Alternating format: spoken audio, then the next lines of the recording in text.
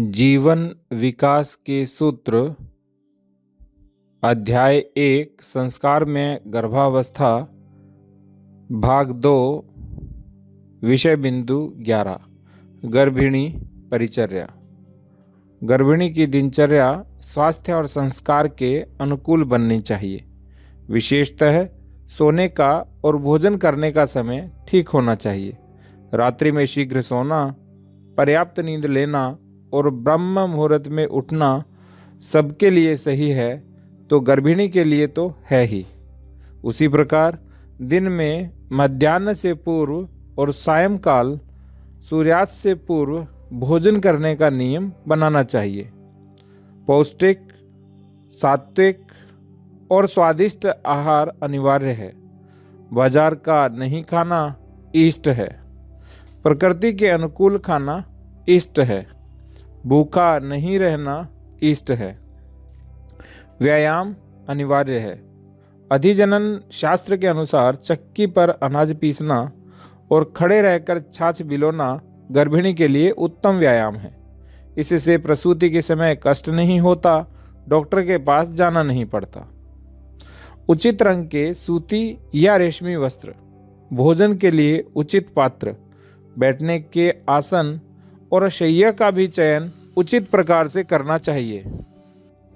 स्नान आदि के लिए जल और पात्र, स्थान और समय भी योग्य पद्धति से निश्चित करना चाहिए।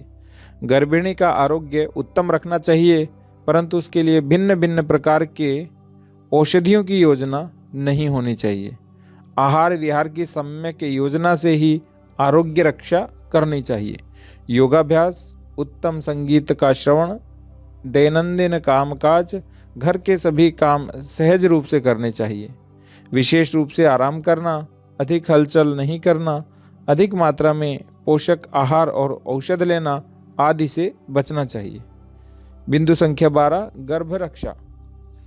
गर्भ अत्यंत प्राणवान होता है, तथापि यह बहुत कोमल भी होता है, इसलिए उसकी रक्षा करनी चाहिए। गर्भ की रक्षा स्वयं गर्भिणी को करनी चाहिए और अन्य लोगों को गर्भिणी की रक्षा करनी चाहिए। गर्भ रक्षा का कार्य अत्यंत सावधानी पूर्वक करना चाहिए। गर्भ के शारीरिक स्वास्थ्य के रक्षण हेतु, उसके पोषण और वृद्धि हेतु गर्भिणी ही को अपने आहार विहार का ध्यान रखना चाहिए तथा वात, पित्त, कफ आदि दोषों से उसे बचना चाहिए। गर्भिणी को अधिक एकांत सेवन भी नहीं करना चाहिए और बहुत भीड़ में भी नहीं रहना चाहिए। उबड़ खाबड़ रास्ते पर वाहन से प्रवास नहीं करना चाहिए। रास्ता अच्छा हो तब भी दुपहिए वाहन पर यात्रा नहीं करनी चाहिए। अकेले यात्रा का अवसर नहीं आने देना चाहिए। भयावह दृश्य, दुर्घटनाओं के दृश्य, उत्तेजनापूर्ण संगीत, जुगुप्ता प्रेरक घटनाओं के वर्णन, हिंसक घटनाओं के समाचार, दुष्ट लोगों की संगत आदि से गर्भिणी की रक्षा करनी चाहिए। यह सब मानसिक आघात के और भय के कारण बनते हैं। अपरिचित लोगों के बीच जाना, अपरिचित स्थानों पर जाना, अंधेरे में सुनसान मार्गों पर जाना, मोबाइल के हिंसापूर्ण खेल खेलना, टीवी पर कामुक और कर्कश मनोभावों के दृश्य देखना भी गर्भ पर विपरीत प्रभाव करने वाला होता है। गर्भ की इनसे रक्षा करनी चाहिए। सभी अमंगल बातों से गर्भ की रक्षा करनी ही चाहिए। विषय बिंदु 13 गर्भ को क्या बताएं। माता पिता और घर के अन्य लोगों को गर्भ को अपने कुल का, पूर्वजों का, कुलरीति की, परंपराओं की विशेषताओं का परिचय करवाना चाहिए। उनके साथ गर्भ का संबंध भी जोड़ना चाहिए और उनके कार्यों को आगे बढ़ाने की प्रेरणा देनी चाहिए। गर्भ को अपने राष्ट्र का, अपने धर्म का, अपनी संस्कृति का परिचय देना चाहिए। धर्म और संस्कृति की रक्षा हेतु और उन्हें अपनाने हेतु प्रेरित करना चाहिए। विश्व के संकटों को दूर करने हेतु किन किन लोगों ने कैसे कैसे प्रयास किए हैं, कैसी विपरीत परिस्थितियों का सामना किया है और वे कैसे अपने कार्य में यशस्वी हुए हैं, इसकी बातें बतानी चाहिए। भारत की ज्ञान संपदा का परिचय करवाना चाहिए और ज्ञानवान बनकर ज्ञान की सेवा करने हेतु, ज्ञाननिष्ठ बनने हेतु उसे प्रेरित करना चाहिए। हम उसका जीवन कैसा अच्छा बने यह चाहते हैं, और वैसा जीवन कैसे बन सकता है इसकी बातें उसके साथ करनी चाहिए। उससे अपेक्षा क्या है यह भी बताना चाहिए, और वैसा बनने हेतु उसे प्रेरित भी करना चाहिए। यह सृष्टि कितनी सुंदर है और उसके साथ हमारा किस प्रकार का आत्मीयता का संबंध है, यह समझाने वाली बातें भी उसे बतानी चाहिए। ऐसा नहीं मानना चाहिए कि यह सब समझना उसके लिए बहुत कठिन है, या यह भारी भारी बातें उसके लिए बोझ हैं। गर्भ कैसी भी कठिन, जटिल, गहन बातें सरलता से और आनंदपूर्वक ग्रहण करता है, यदि उसे प्रेम करने वाले लोग प्रेम से बताते हैं और समझकर बताते हैं। विषय बिंदु 14, गर्भ संस्कार। गर्भ को अच्छा, मधुर, सात्विक, शास्त्रीय संगीत सुनाएं। वह भी यदि आप गाकर सुनाते हैं तो बहुत अच्छा, नहीं तो कोई संगीतकार गाकर सुनाता है तो अच्छा है। कुछ नहीं तो ऑडियो सुनाएं, परंतु माता पिता के साथ सुनते हुए उसका आनंद लेना चाहिए। गर्भ जन्मतः संगीत में रुचि और ज्ञान लेगा। गर्भ को अच्छी तरह से गाए हुए, शुद्ध उच्चारण से गाए हुए वेद मंत्र सुनाएं। वह मंत्र सीखेगा, संस्कृत और वेद सीखने में रुचि लगाकर वेदाध्ययन के प्रति रुचि रखने वाला होगा। आप शास्त्र पढ़ो, वह शास्त्री बनेगा। आप गणित करो, वह गणित में रुचि वाला बनेगा। आप चित्र बनाओ, वह चित्रकार बनेगा। अर्थात आप स्वयं जो भी बातें उसे देंगे, अपने स्वयं के व्यक्तित्व से छन कर जो उस तक पहुँचेंगी, उन सब को वह ग्रहण करेगा। वह पराक्रमी शूरवीरों की बातें सुनेगा तो पराक्रमी बनेगा, धर्मात्माओं की सुनेगा तो धर्मात्मा बनेगा, और दोनों की सुनेगा तो दोनों बनेगा। आप उसकी बुद्धि को विशाल और उदार बनाएंगे तो वह वैसी बुद्धि वाला बनेगा। व्यापारी बुद्धि वाला बनाएंगे तो वैसा बनेगा। आप मन को शांत और सद्भाव पूर्ण रखेंगे तो वह भी वैसे वन वाला बनेगा। संक्षेप में, आप जैसा चाहेंगे वैसा वह बनेगा। इससे भी अधिक सत्य यह है कि आप जैसे होंगे वैसा वह होगा, और आपने उसके लिए क्या क्या किया है उसे भी वह समझेगा। अर्थात आचरण के अनुरूप ही पीढ़ी आएगी। विषय बिंदु 15, एक नमूने का गर्भ संवाद। माता अपनी कोख में पल रहे गर्भ से कह रही है, कल रात मुझे एक स्वप्न आया। कल शाम मैंने कृष्ण ने मिट्टी खाई थी, वह घटना पढ़कर सुनाई थी। स्वप्न में मुझे यही दृश्य दिखाई दे रहा था। बाल कृष्ण ने मिट्टी खाई थी। दाऊ ने जाकर यशोदा मैया से शिकायत कर दी। यशोदा भागी भागी आई। उसने कृष्ण को मुंह खोलने के लिए कहा, परंतु कृष्ण तो मुंह खोल ही नहीं रहा था। अंत में यशोदा की आंखों में आंसू आ गए।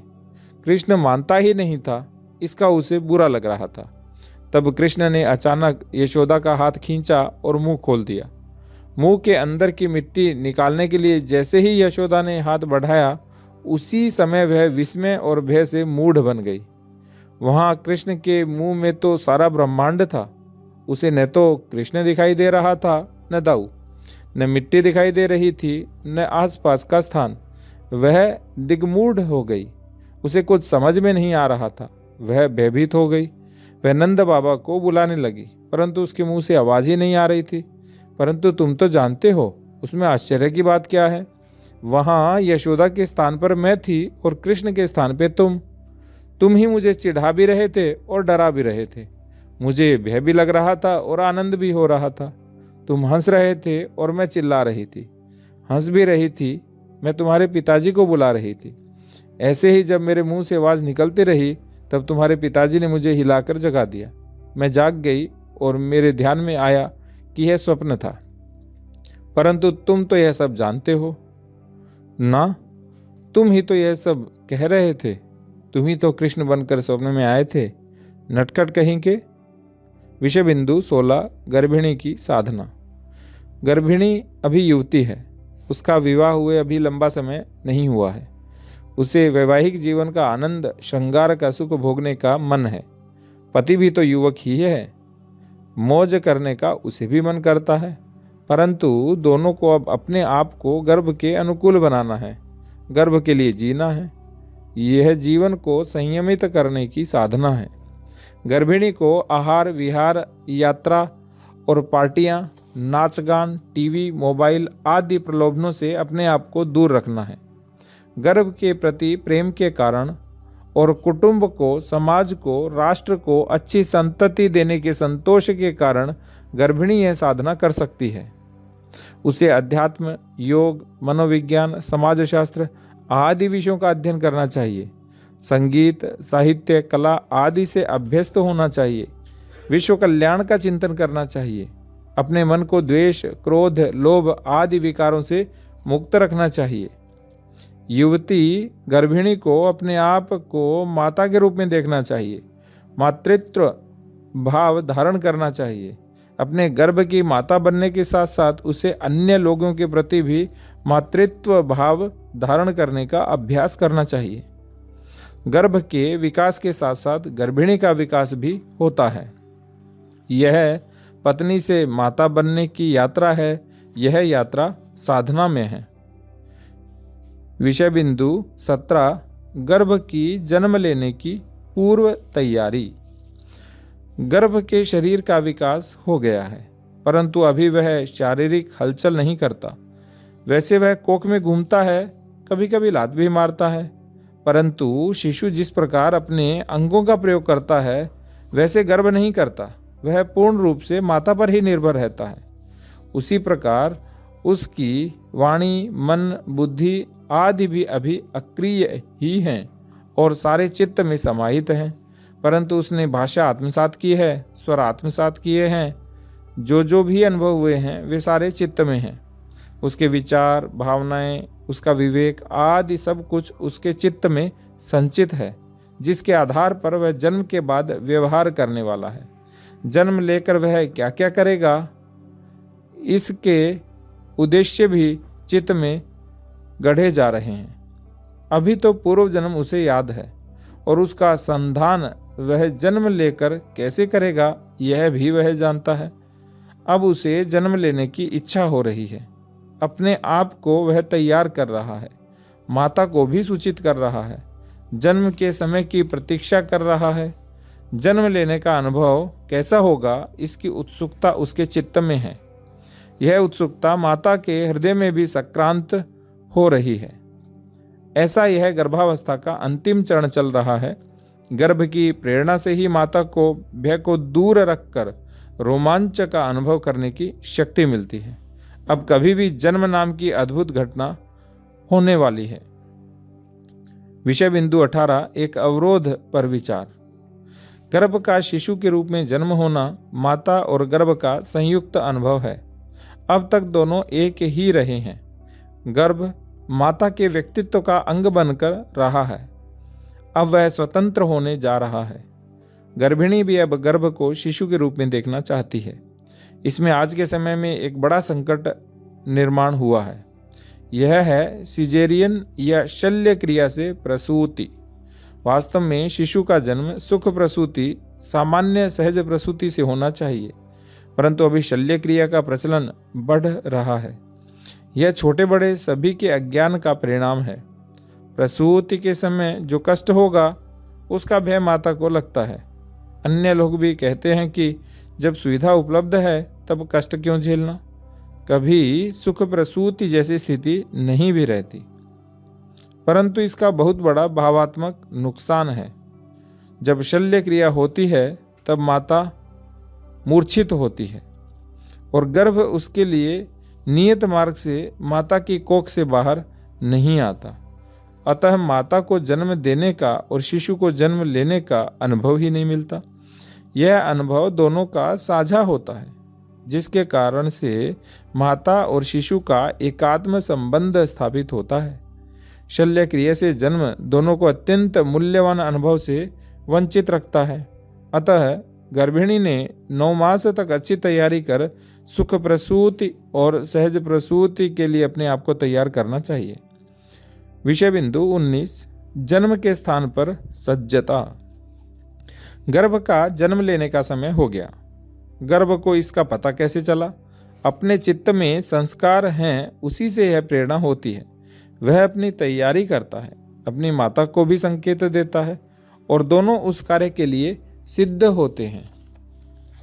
इस समय उसका स्वागत करने के लिए उत्सुक कुटुंबीजन को चाहिए कि वे प्रसूति हेतु अच्छी तैयारी करें। अधिजनन शास्त्र के निर्देश के अनुसार प्रसूति घर में ही विशेष प्रकार के प्रसूति कक्ष में ही होनी चाहिए, परंतु आज तो इसे मान्यता नहीं है। प्रसूति के जानकार और अनुभवी लोग नहीं हैं और सरकार तथा डॉक्टर्स का आग्रह रहता है कि प्रसूति डॉक्टर की उपस्थिति में हॉस्पिटल में ही होनी चाहिए। घर में हो या हॉस्पिटल में, प्रसूति के लिए विशेष कक्ष चाहिए। वह कक्ष स्वच्छ, गोबर से लिपा हुआ, चूने से पुता हुआ, मध्यम प्रकाश वाला, ध्वनि प्रदूषण से मुक्त, सुगंधित किया हुआ होना चाहिए। गर्भिणी को वहां लाने से पूर्व वहां यज्ञ किया जाना चाहिए। प्रसूति में सहायता करने के लिए वहां दाई और घर की परिचित स्त्री को होना चाहिए। डॉक्टर हो भी सकता है, नहीं भी हो सकता है। अपने पूर्वजों का, इष्ट देवता का स्मरण कर, बड़ों को प्रणाम कर, आशीर्वाद प्राप्त कर गर्भिणी ने वहां प्रवेश करना चाहिए और बड़ी प्रसन्नतापूर्वक गर्भ को जन्म देने के लिए अपनी कोख से जगत में पदार्पण करने के लिए अनुज्ञा देनी चाहिए। माता की अनुज्ञा पाते ही गर्भ विश्व में अवतरित होता है और संतान के रूप में जन्म लेता है। विषय बिंदु 20। गर्भावस्था से संबंधित कुछ चिंताएं।